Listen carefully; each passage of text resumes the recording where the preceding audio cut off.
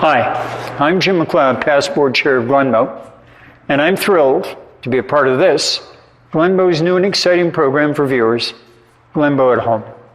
Recently, I had the pleasure of donating to Glenbow about 20 early Canadian folk art paintings and sculptures that I've meticulously collected over 30 years throughout Western Canada.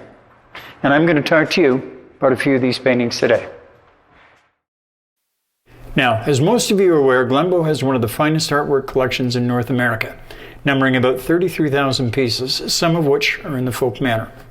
My donation will expand the genre of artwork for Glenbow, and particularly at a time when the interest in art in the folk manner is rapidly expanding around the world. To attest to this, we need not look any further than Nova Scotia's very own treasured folk artist, Maud Lewis, who was born in 1903 and died in 1970. Today, she's become a great favorite of collectors in North America, the UK, and Asia.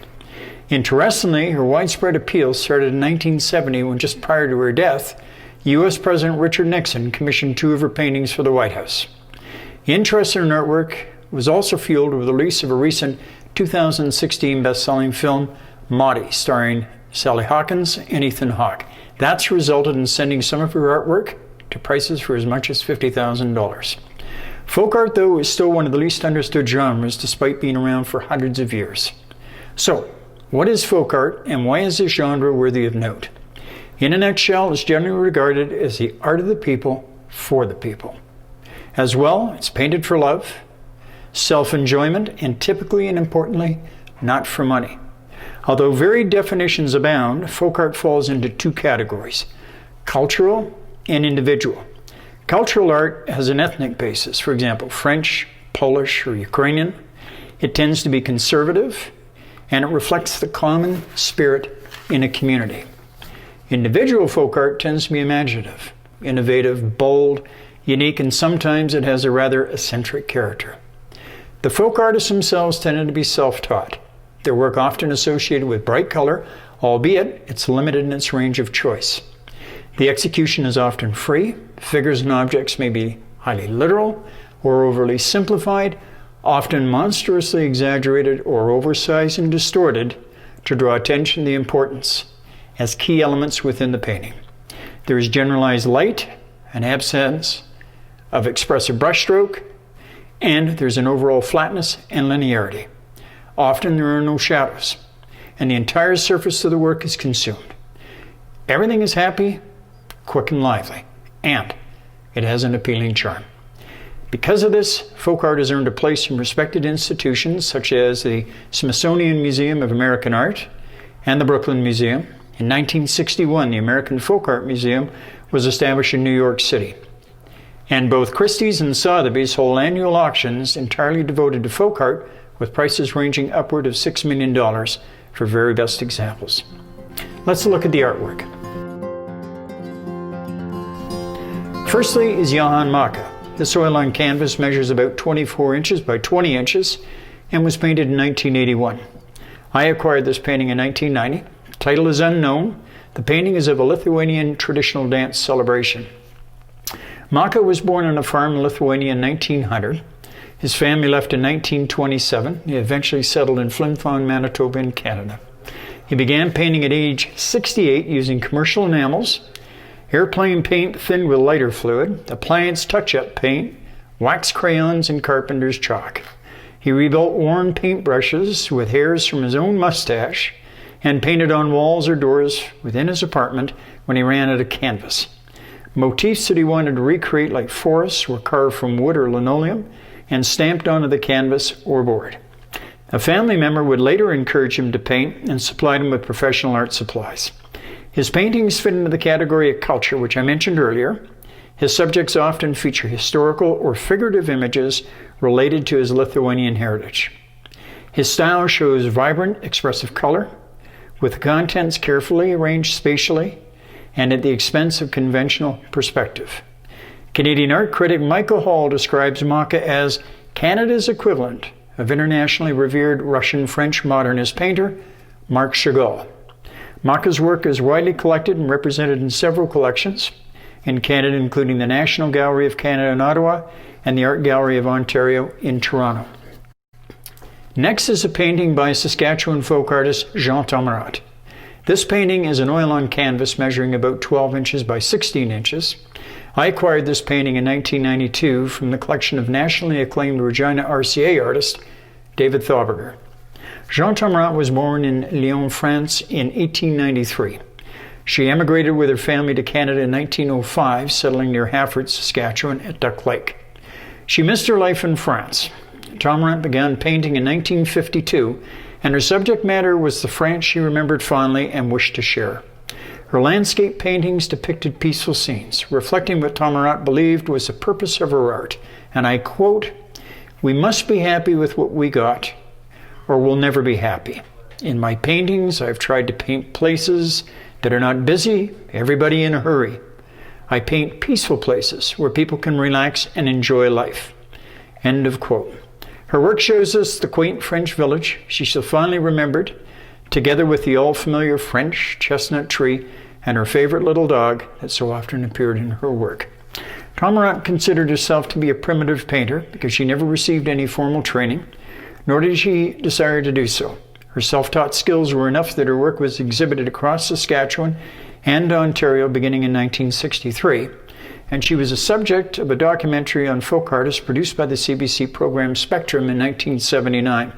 Her work is included in many collections, including the National Gallery of Canada in Ottawa, the Art Gallery of Ontario in Toronto, and the Mackenzie Art Gallery in Regina. This oil on board, titled Prairie Harvest by Arnold Russell, measures about 12 inches by 24 inches. The date is unknown. Arnold Russell is a very obscure Saskatchewan folk artist. Interestingly, this painting epitomizes the kind of elements in the category of cultural folk art that I talked about earlier, and I think are worthy of highlighting for you. The scene is of a traditional fall harvest crew in rural Saskatchewan that speaks to the regional aspects of community and its importance. The harvest, of course. The threshing team occupies a prominent part of the painting. Its oversized perspectives tell us about its importance to the artist and the community. The grain elevators are noticeable for their various sizes, most likely indicating which company captured the most business in town. The example that's the largest. Then there's a train, the lifeline to the outside world. And that's not all. The picture is filled with other interesting pieces of information to tell us about harvest and rural farm life. The National Gallery of Canada in Ottawa and the Canadian Museum of History in Hull, Quebec have excellent collections of Russell's artwork. Russell was born in 1900 and deceased in 1976. This 1980 acrylic on masonite painting is a major work measuring 22 inches by 28 inches by well-known Saskatchewan folk artist Anne Harbis. Petro-Canada in Calgary de-accessed this painting from their corporate collection when they sold off their artwork for charitable purposes in the mid-90s. Born in 1908 in Winnipeg, Manitoba, Anne Harbis spent her childhood near Whitcow, Saskatchewan, and much of her adult life in the Saskatchewan communities of Richard and North Battleford. Harbis painted a variety of subjects, including landscapes, still lifes, and portraits. Her large body of work was based on her childhood memories, her Ukrainian heritage, and local community. Scenes of everyday life, chores, farms, and celebrations featured prominently. This painting captures a Ukrainian tradition in early rural Saskatchewan life: baked bread in an outdoor oven. The oversized figure clad in traditional Ukrainian clothing that's central to the painting tells us what we need to know, what's important to the artist, and its significance in the community. I should note, a major retrospective of Harbis' work was held in the 1990s, along with Nova Scotia folk artist Maud Lewis, with a stop at the Glenbow. Her artwork is widely collected and represented in numerous important collections across Canada. Harbis deceased in 1989. Lastly is a painting by another well-known Saskatchewan folk artist, Dutch-born Jan Wyers. Wyers was born in 1888 and moved to Canada in 1916 and settled near Windhorse in southeastern Saskatchewan. He began painting in 1937. By 1959, 8 of his paintings were included in Folk Painters of the Canadian West, a touring exhibition of the National Gallery of Canada. That same year, the Mackenzie Art Gallery in Regina acquired his largest painting, These Good Old Threshing Days. The painting was then featured on the cover of Canadian Art magazine. Wyers was self-taught, and his subject matter included memories of his life in Holland and farming scenes from Saskatchewan. He largely worked from close observation and memory and captured scenes of rural life and farming. This major oil on canvas is 24 inches by 28 inches and is titled Bringing Home the Christmas Tree. It speaks to a traditional seasonal undertaking that certainly tugs at the heartstrings. Cutting the Christmas tree at Christmas time. Nothing else needs to be said about this charming scene. Best part, it was featured on the cover of Alberta Wheat Pool's annual Christmas calendar, issued in 1963-64. Jan Wyers died in Regina in 1973.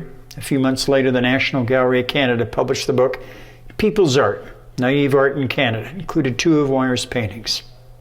He is remembered as a pioneer of the Regina arts community. He was a favorite of deceased Canadian RCA sculpture artist Joe Fafard. Interestingly, Wyers was discovered by the famed Regina 5 artists Ron Bloor and Kenneth Lockheed.